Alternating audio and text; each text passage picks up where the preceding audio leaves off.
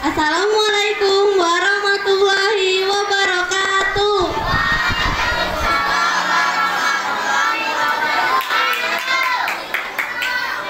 Wassalatu wassalamu ala rasulillah sohibi syai'ah wa ala alihi wa sahbihi amma ba'du. Terutama yang saya hormati Dewan Juri dan Bapak Ibu Guru SD 08 Balikpapan Barat serta teman-teman yang saya sayangi. Marilah kita panjatkan puji dan syukur kehadirat Allah Subhanahu wa taala atas kelimpahan rahmat serta berkahnya kepada kita umat Islam.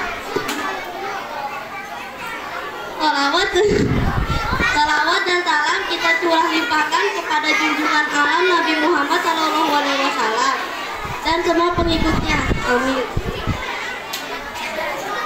Dengan kesempatan ini, perkenalkan nama saya Gizel Goventa dari kelas 6A. Saya ingin membacakan tausiah yang berjudul meneladani sikap ikhlas Rasulullah.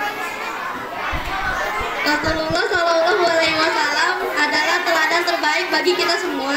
Salah satu sikap yang patut kita teladani adalah ikhlas. Ikhlas berarti melakukan sesuatu hanya karena Allah tanpa mengharapkan imbalan ataupun pujian. Rasulullah Shallallahu Alaihi Wasallam pernah bersabda, ikhlaslah dalam beragama, cukup bagimu amal yang sedikit. Dalam hadis lain, Rasulullah Shallallahu Alaihi Wasallam juga bersabda, sungguhnya Allah tidak menerima amal kecuali dilakukan dengan ikhlas dan mengharapkan ridha-Nya. Ikhlas itu sangat penting bagi umat muslim dan melaksanakan ibadah. Karena tanpa rasa ikhlas dan hanya mengharapkan ridho dari Allah Subhanahu wa taala, ibadah kita tidak akan diterima olehnya. Lalu, bagaimana cara supaya bisa beribadah dengan ikhlas? Dengan cara mengosongkan pikiran saat sedang beribadah kepada Allah Subhanahu wa taala. Kita hanya perlu memikirkan Allah, salat untuk Allah, zikir untuk Allah, dan semua amal yang kita lakukan hanya untuk Allah Subhanahu wa taala.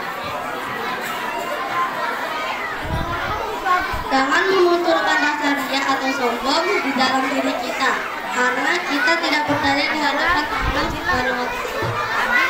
Sikap ikhlas juga terdapat pada surat Al-Baqarah ayat 4. Yang artinya mereka tidak diperintah kecuali menyembah Allah dengan mengikhlaskan ketaatannya, melaksanakan sholat dan menunaikan zakat. Ada beberapa larangan dalam meneladani sikap ikhlas Rasulullah. Yang pertama, janganlah kita melakukan sesuatu hanya karena ingin mendapatkan pujian atau imbalan. Yang kedua, janganlah kita melakukan sesuatu dengan maksud untuk mencari popularitas atau kekuasaan. Ikhlas juga menjadi alat ukur pada setiap amalan yang kita lakukan. Semakin kita ikhlas, maka pahala yang akan kita dapatkan juga akan semakin besar.